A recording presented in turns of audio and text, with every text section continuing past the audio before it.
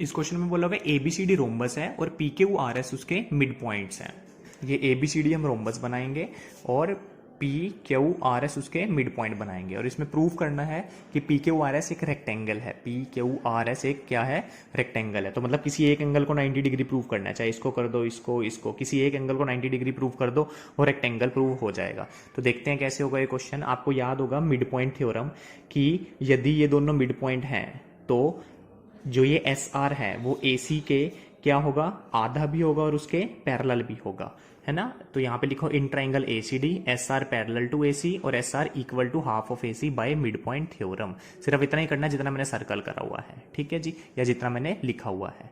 और ऐसे ही अगर हम ट्राइंगल लें, अब ए बी सी ट्राइंगल लें, ये ए बी सी ट्राइंगल है, इसमें क्या होगा, ये जो पी क्यू है ये किसका आधा होगा, ए सी का आधा होगा। तो पी क्यू भी equal to half of A सी लिख देंगे और P Q parallel to A सी लिख देंगे, जैसा कि हमने यहाँ पर लिखा है, ठीक है। इसको ही बाय मिड पॉइंट थ्योरम लिख दो। इतना समझ में आ गया, ये भी इसका आधा हो गया और पैरेलल हो गया, ये भी इसका आधा हो गया और पैरेलल हो गया। ये मिड पॉइंट थ्योरम होती है, ठीक है जी। तो फ्रॉम 1 और 2 हम क्या कह सकते हैं कि मान लो एस आर भी ए सी का आधा है, पी क्यू भी ए सी का आधा है ना, दोनों सेम ही चीज के आधे हैं, तो मतलब ये दोनों आपस में इक्वल हुए, एक हम ये कह सकते हैं।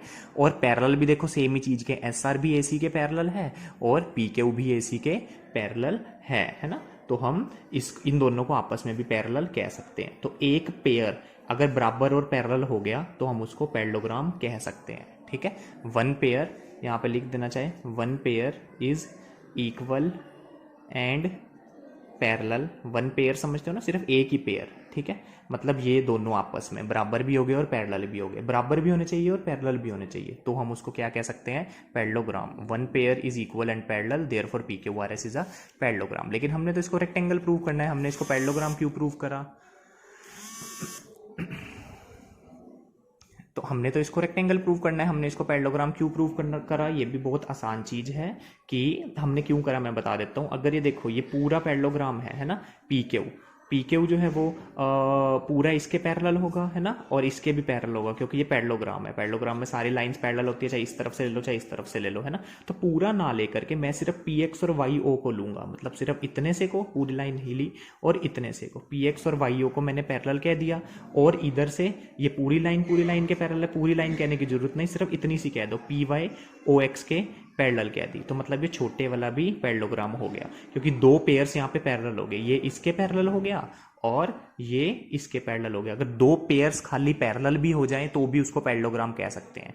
ये पहला पेयर और ये दूसरा पेयर, ठीक है, ये आपस में पहला पेयर हो गया, ये आपस में दूसरा पेयर हो गया। तो अगर दो पेयर्स पैरेलल हो जाएं, जैसे ये इसके हो गया, ये इसके हो गया, तो भी हम उसको पैरेललोग्राम कह सकते हैं, ठीक है।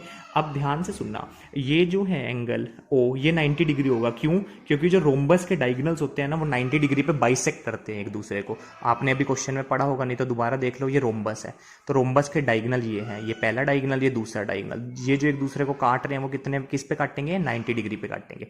तो अगर ये 90 डिग्री है, ठीक है, तो यहाँ पे आपने लिख देना diagonals of a rhombus bisect each other at right angle, ठीक है।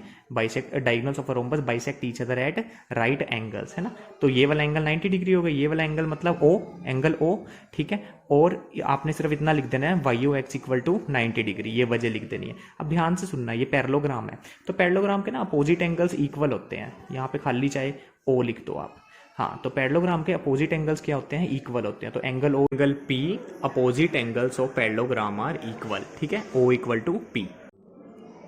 अब ध्यान से देखना, इसमें P भी 90 डिग्री आ गया और O भी 90 डिग्री आ गया ना, तो ये P 90 डिग्री आ गया, P के URS में एक एंगल 90 डिग्री हो गया है ना। तो आप इसको पूरा नाम दे दो YPX, angle YPX equal to 90 degree, ठीक है। देयरफॉर पूरा P के URS रेक्टेंगल कह दो। पूरा क्यों कह सकते हैं, अभी तो बताया कि एक एंगल को 90 कह दे तो पूरे को हम रेक्टेंगल कह सकते हैं, हेंस प्रूव्ड, ठीक है। आसान था, कोई ज़्यादा मुश्किल बात नहीं थी इसमें।